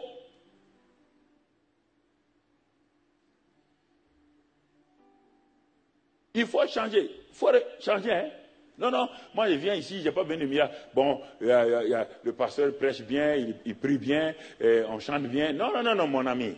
Ici, c'est une église du miraculeux. Ah ouais. C'est pas une église pour faire du bien aux gens, hein. Non, non, non. Si c'était une église pour faire du bien aux gens, moi je ne pars pas là-bas.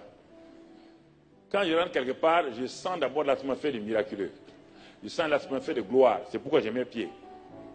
Ceux qui me disent clairement qu'ils ne croient pas que Jésus fait des miracles et le temps des miracles est fini, je leur dis au revoir. On n'a rien, on n'a pas de corrélation. Le coefficient de corrélation est égal à 0, mon frère. Le temps des miracles est passé. Le Dieu des miracles. Et ceux qui disent, regardez, mauvaise doctrine. Ah oui, votre affaire de prospérité là. Moi, ça vient du diable. Hein. L'affaire de prospérité là. Ah, tout le temps prospérité, prospérité. Pourquoi ils ne prêchent même pas que vraiment Dieu nous aime, que Dieu nous aime déjà, il n'y a pas de problème. L'affaire de prospérité là, est-ce qu'on ne va pas laisser ça tranquille? Quand même, c'est trop. On prêche ça trop. Tu as un problème. Tu as un problème. Il n'y a pas de dire tu prends ça, tu laisses ça. Il n'y a pas ça, il n'y a pas de choix. Il n'y a pas de choix, frère. Il n'y a pas de choix. Dieu ne guérit plus aujourd'hui. Si Dieu ne guérit pas aujourd'hui, des situations sont là, les hôpitaux ont abandonné des gens, plein de gens. Les hôpitaux disent venez prendre votre malade, on ne peut plus rien. Si Dieu ne guérit pas, donc en ce moment-là, toi en tant que chrétien, tu ne donnes pas l'espérance à ce malade-là. Donc tu dis à ce malade-là, tu es fait pour mourir. Qui t'a dit ça? Il faut développer ces pensées-là.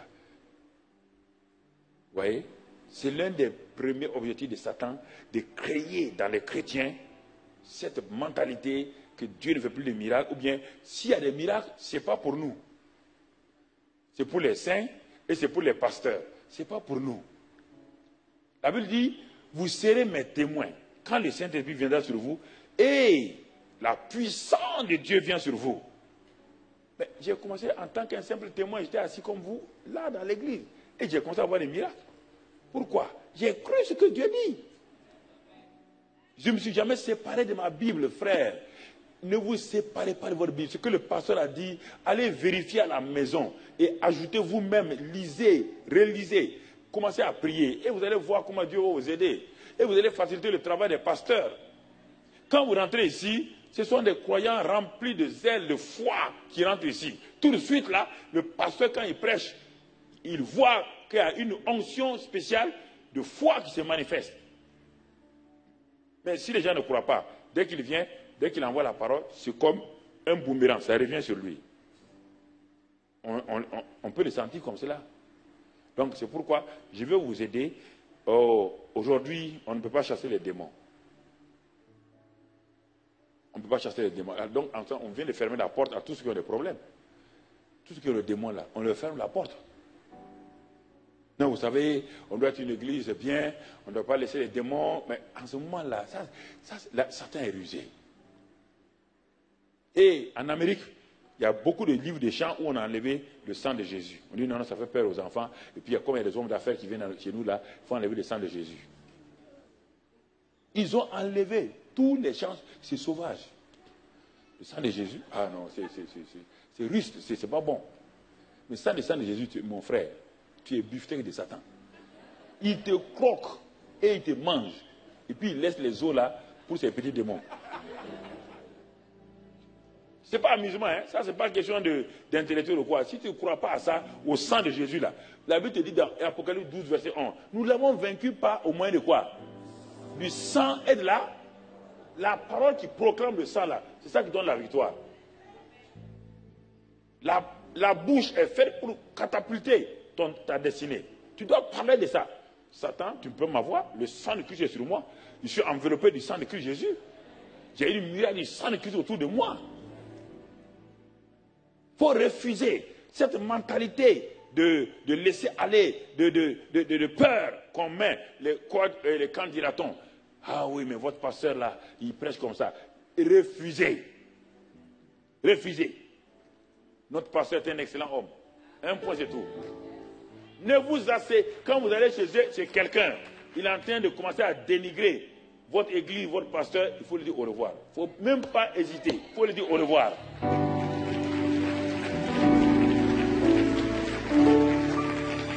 Écoutez-moi, vous partez causez et vous laissez les gens vous empoisonner, vous venez ici, qu'est-ce que vous allez recevoir de votre pasteur? Je vais vous dire la vérité là. Si vous avez laissé quelqu'un mal parler contre votre pasteur, et vous avez dit, ah c'est vrai, hein? On dirait, je n'ai pas pensé à ça, mais on dirait que c'est vrai. Hein? Si tu viens le dimanche ici là, tu ne recevras rien. Tu ne recevras rien. Toi, tu laisses quelqu'un parler contre ton pasteur, et tu viens dimanche encore. Tu viens pour faire quoi? Il y a des choses que je vais vous dire face à face. C'est ça, tout ça qui bloque ta foi. C'est ça, tout ça qui fait que tu es incrédule. Quand le pasteur va, tu as déjà bloqué le pasteur, tu as dit que Dieu ne fait pas de miracles. Que le pasteur, bon, tu n'es pas sûr qu'il est ici. Maintenant, le pasteur dit un jour, bon, on va prier pour les malades. Tu as déjà condamné le pasteur qui ne peut pas prier pour les malades. Et pourtant, tu viens quand même. Tu viens chercher quoi? Dès qu'il pose la main sur toi, c'est maladie que tu amènes. La Sainte Seine, c'est la même chose. Tu ne crois pas au miracle. Tu ne crois pas au miracle, la guérison. Alors que la Sainte Seine apporte la guérison, la délivrance. Et toi, tu ne crois pas au miracle. Et tu viens prendre la Sainte Seine. La Bible dit que, Paul dit, ça a causé beaucoup sont malades et plusieurs même sont morts. Pourquoi? Ils n'ont pas discerné le corps. 2 fois. Le corps est le corps physique. Ils n'ont pas discerné le corps physique de Jésus qui est mort à la croix de Calvaire. Ils n'ont pas discerné le corps spirituel. Et c'est pourquoi, quand ils prennent la Sainte Seine là, ils prennent ça comme quelque chose au hasard. Alors que la Sainte Seine, c'est le plus grand miracle. Quand je viens, je suis malade, quand je prends le pain, je prends la coupe, oh, je suis content. Jésus a dit, faites ceci en mémoire de moi. Ça veut dire que le corps qui a été brisé pour mes péchés, brisé pour mes maladies, est ici. Toutes mes maladies sont ici. Je mange ça et je dis, je m'approprie la guérison. Je prends le sang et je bois, je m'approprie la vie, car la vie est dans le sang. Et je commence à remercier Dieu. Je commence à remercier Dieu. C'est ça. Dieu nous a donné tellement d'opportunités pour recevoir des choses. Tellement de choses. Mais nous nous sommes focalisés sur une seule chose, ce que nous croyons. Tout ce qui n'est pas pratiqué, vous ne pouvez pas le voir se manifester. Il y a tellement de trésors déposés en vous. Vous savez, il y a quelques années en arrière, quand j'ai commencé à vous fréquenter dans votre caverne d'Ali Baba là-bas, même malgré la caverne là, j'ai vu que Dieu avait quelque chose d'important pour vous. Il y a un dépôt qui est en vous, frère. Il y a un dépôt qui est en vous, sœur. Vous ne vous imaginez pas. C'est-à-dire que quand je voyage, je m'en vais en Amérique, je m'en vais au Canada, je vais aller tout à l'heure, bientôt, j'ai une conférence au Texas et puis ensuite Atlanta pour les églises là-bas. Mais quand je m'en vais et quand je viens, quand je vous vois, je vous regarde, je dis mais il ne se rend même pas compte de ce qu'ils ont. Vous avez un dépôt que vous avez en vous, que vous avez enfoui et vous voulez avoir toujours. Vous voulez avoir pour faire quoi? Ce que vous avez là, sortez, mettez-le en pratique seulement. Un peu. Et vous allez voir. Ne vous habituez pas à ce que le pasteur vous donne tous les dimanches un nouveau message. Ça, c'est un grand danger pour une église. Non, non, non. Digérez ce qu'il y a. Ce que le pasteur vous a donné toute l'année sur l'héritage là. Si vous vous asseyez, vous allez voir qu'il n'y a rien de nouveau qu'on vous a dit cette semaine-là. Il vous a déjà dit tout ça sur plusieurs formes. Cette semaine, on est venu faire du sport intensif. C'est ça qu'on est venu faire simplement. Pour confirmer. Mais si vous vous asseyez vous-même, vous sortez ça, vous allez être émerveillé, mais c'est pas possible, mais on a déjà réussi ça. Mais tu n'as jamais mis.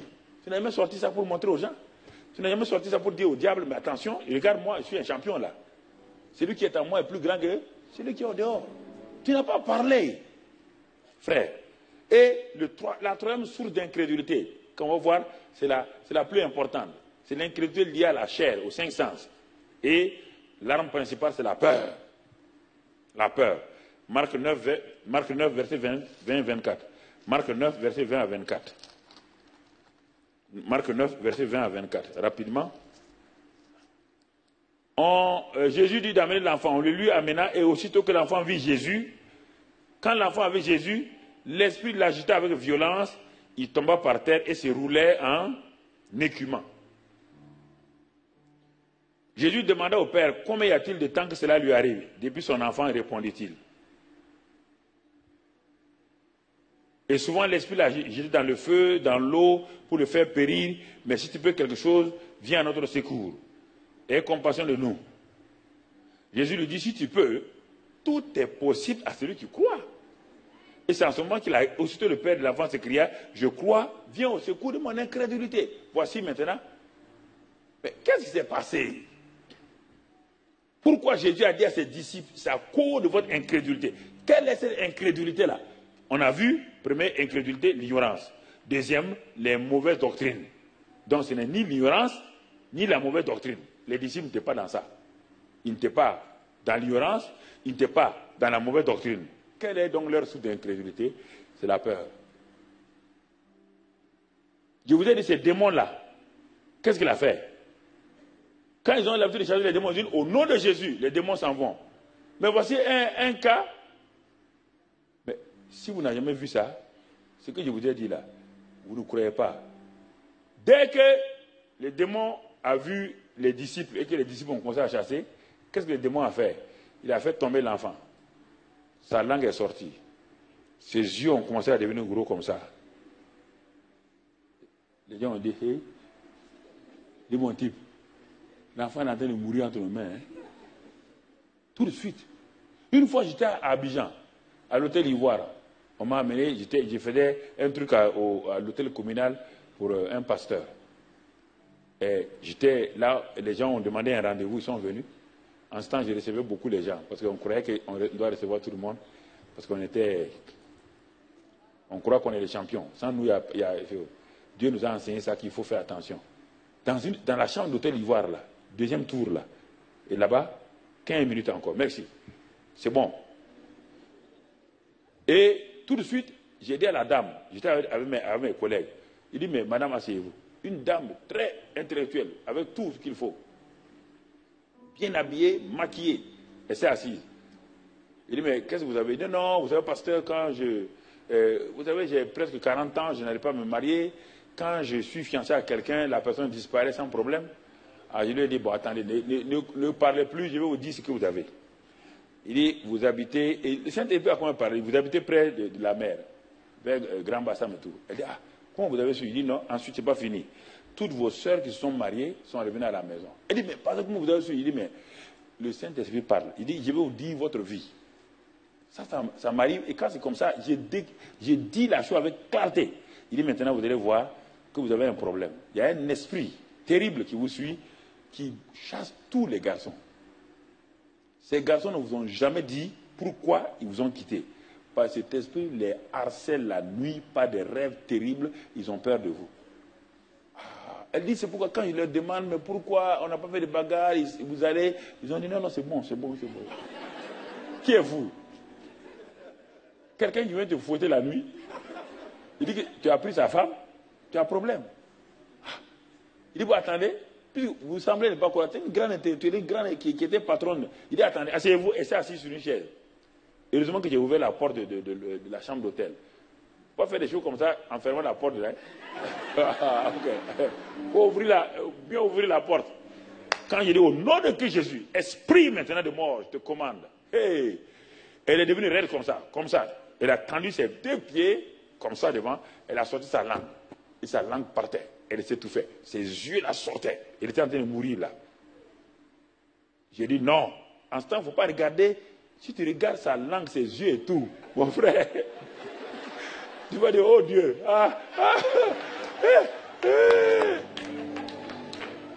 Mais si tu n'es pas habitué, c'est ce que tu vas faire.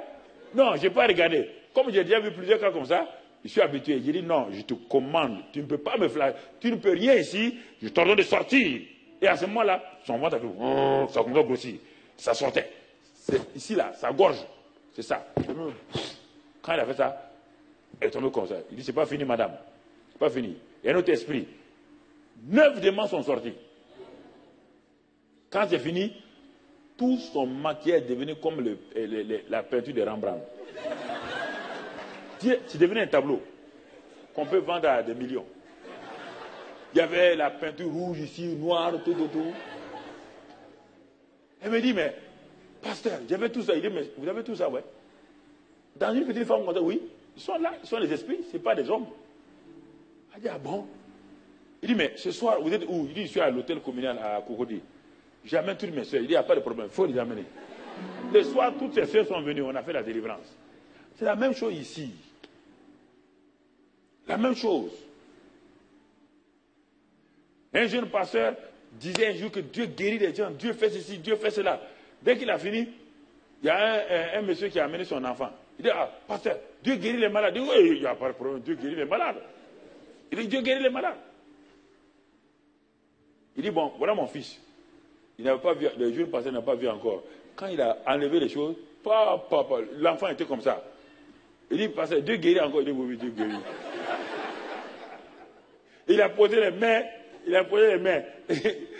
Il priait autrement, à haute voix, hein, mais arrêté dans son cœur, il dit, au nom de Jésus, je commande. Mais dans son cœur, il dit, Seigneur, il ne faut pas me lâcher. Pas me lâcher. Il a prié, il y avait une boîte et puis tout, il a prié. Il a dit, oh, quand il a fini, il a fait semblant comme dans la soeur. Il a dit, oh, papa là, n'aie pas peur, il faut aller. Il faut aller. Dieu est fort, Dieu agit. Et puis il est parti. 5 jours plus tard, il passe quelque part, il voit le père là, avec l'enfant. Le père l'appelle, hé pasteur, il a fait comme s'il n'a pas vu. Il a fait comme s'il n'a pas vu. Il a dit que Dieu guérit. Il a fait comme s'il n'a pas vu. Mais l'homme là a couru derrière lui. Il dit non, pasteur, non, c'est pour vous dire bonne nouvelle. Il dit à quoi? Il dit, mais quand on a prié là, quand on est parti à la maison, le lendemain seulement, tout a disparu. Alléluia, alléluia, alléluia, alléluia. Je vous avais dit, je vous ai dit que Dieu guérit. Dieu guérit.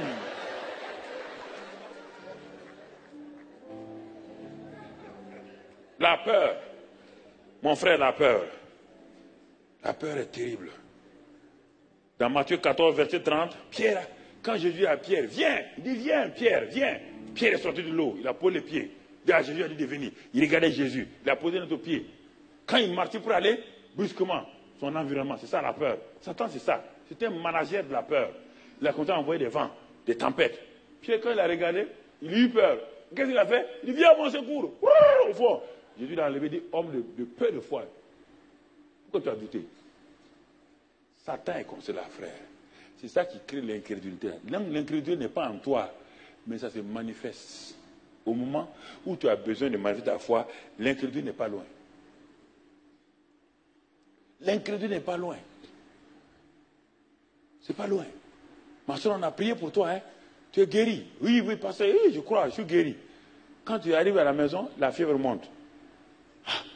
Quand on priait pour toi, c'était 37,5. C'était normal. Maintenant, c'est 39. Après, on dit c'est 40. Et puis, une cousine vient passer et dit que ma tante est morte hier de 40. Hein. Quand 40 seulement, elle est morte. Ah bon? Et toi, tu vas à 41. Hein? La peur. Satan, il crée la peur. Les symptômes de la maladie, l'opinion des gens, la mauvaise conscience, les péchés. Ça aussi, ça bloque. Une source d'incrédulité, la mauvaise conscience. Hébreux 10. Quand tu as une mauvaise conscience, ce n'est pas Dieu, c'est Satan qui paralyse. Parce que ton propre cœur te condamne.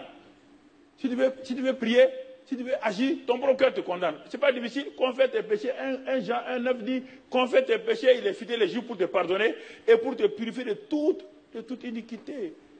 Voilà les 3 sources d'incrédulité, les 3 sources principales. Disons 4 sources. La mauvaise conscience, la peur, qui est liée à tes 5 sens, et puis les symptômes de la maladie, l'opinion des autres. Ensuite,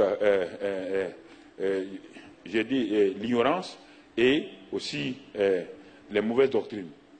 Quand tu examines tout cela, quand tu vas arriver chez toi, tu vas comprendre. Alors, tu dois réduire l'incrédulité chaque jour et raffermir ta foi. Par quel moyen? Médite et murmure la parole de Dieu. Médite la parole de Dieu régulièrement. Médite la parole de Dieu et mets-la dans ta bouche. Parle. Ça, c'est un moyen pour réduire l'incrédulité et augmenter la foi. Deuxième moyen, développe la communion avec le Seigneur. C'est ça qui est dit dans Matthieu 17, 21, là, que tout le monde a appris. Jésus dit, ce genre de démons-là ne sort que par le jeûne et la prière. On n'a pas dit que le jeûne et la prière sont forts pour sortir les démons. C'est-à-dire, ce genre de démons-là, pour les affronter, il faut être sûr, sort de la présence de Dieu après avoir communié avec lui. C'est ça que ça veut dire. Parce qu'avant que Élie n'ait affronté Akab, il est dans la présence de Dieu. Dieu lui a dit, Élie, sors maintenant, va dire à Akab que tu fermes le ciel pendant 3 ans et demi. Tu comprends ça que ça veut dire simplement? Parce qu'il a communié d'abord avec Dieu, il a reçu une parole de Dieu, il est parti. Il dit, ce genre de démon-là, si tu ne te prépares pas bien par le jeûne et la prière, quand ils vont commencer à se manifester, la peur vient en toi. Élie ne pouvait pas aller devant Akab sans une préparation. Donc, première chose, tu médites la parole, tu la murmures régulièrement, tu la proclames, tu développes ta communion avec le Saint-Esprit par le jeûne et la prière. Le jeûne et la prière, c'est ce que Jésus a répondu ici. On n'a pas dit que le jeûne et la prière peut chasser les démons. Il n'y aurait même plus de démons sur la terre. Toutes les religions jeûnent et prient. Il n'y a plus de démons. C'est la préparation avec le Seigneur. La préparation. Et puis, prie régulièrement en esprit. Prie en langue. Les chrétiens prient 2 minutes, 1 minute. Non, ça n'édifie personne. Il dit, celui qui prie en langue s'édifie. Il faut prier 1 heure, 2 heures, 3 heures. Prie, va quelque part, prie chaque matin. Enferme-toi quelque part, prie. Pour ne pas t'essouffler, ne crie pas. Prie en langue. Prie en langue. Prie en langue. Prie en langue. Ton homme intérieur est édifié. Si tu es dans ta voiture, tu vas au service. Les bouchons, au lieu que les gens disent merde et autres, ces mots-là, excusez-moi, toi tu parles en langue. Parle en langue, parle en langue. Vous avez des très bonnes cassettes, mets la cassette du pasteur, mets les cassettes de prière, la mets ça et puis parle en langue. Ne regarde pas, quand les gens sont arrêtés, chacun veut pim, pim, pim, pim, pim, pim, toi tu parle en langue, parle en langue, parle en langue. Ne laisse pas les gens te maltraiter derrière avec leur manière. Et ne fais pas comme eux, ne sonne pas. Parle en langue, parle en langue. Et quand tu as fini de parler en langue, agis. Agis régulièrement sur la base de la parole et affermis ta foi. Agis. Il faut tout le temps agir. C'est ça que j'ai commencé quand j'étais jeune chrétien. J'agissais. J'ai échoué, mais j'ai agi. Mais j'ai appris dans l'action à fortifier ma foi. Personne ne peut devenir champion du monde, monter sur la marche d'honneur sans avoir entraîné sa foi. Personne ne peut le faire. Alors mon frère, ma soeur, il faut entraîner votre foi. Il faut entraîner votre foi régulièrement. Et quand vous entraînez votre foi régulièrement, vous allez voir la grâce et la main de Dieu sur vous. Et la puissance de Dieu va se manifester et votre foi sera affermie et vous sortez de l'incrédulité. Mais dans chaque cas, l'incrédulité est présente. Ce n'est pas une fois pour toutes, hein. Elle se présente devant chaque cas, devant chaque situation. Devant chaque cas, fais la même chose et tu verras la grâce de Dieu. Prions le Seigneur. Père, nous te remercions ce matin pour ce temps que tu nous as donné de communier ensemble. Seigneur, comment reconnaître l'incrédulité et comment la combattre. Comment elle se manifeste. Donne-nous, à chacun d'entre nous, de prendre cela et de pouvoir méditer ces choses-là profondément tout seul ou avec sa famille et de prendre action et de marcher selon ta volonté. Que toute la gloire te soit donnée, Père, au nom de Christ Jésus. Amen. Que le Seigneur vous bénisse abondamment.